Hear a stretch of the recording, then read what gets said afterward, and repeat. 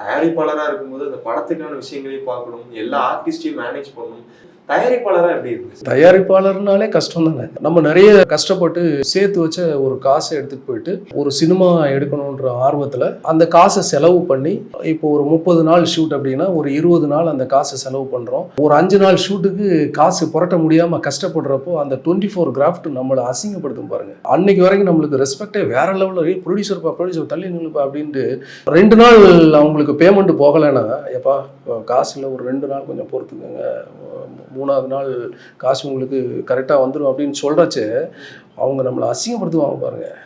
காசு எடுத்து வையா அப்படின்னு சொல்லுவாங்க பாருங்கள். அந்த ஒரு பெயினிங் வந்து எல்லா ப்ரொடியூசரும், எனக்கு மட்டும் கிடையாது, சினிமாவை நேசித்து சினிமா துறைக்கு உள்ளே வர்ற எல்லா ப்ரொடியூசருக்கும் தாங்க முடியாத ஒரு வலியாக தான் இருக்கும்.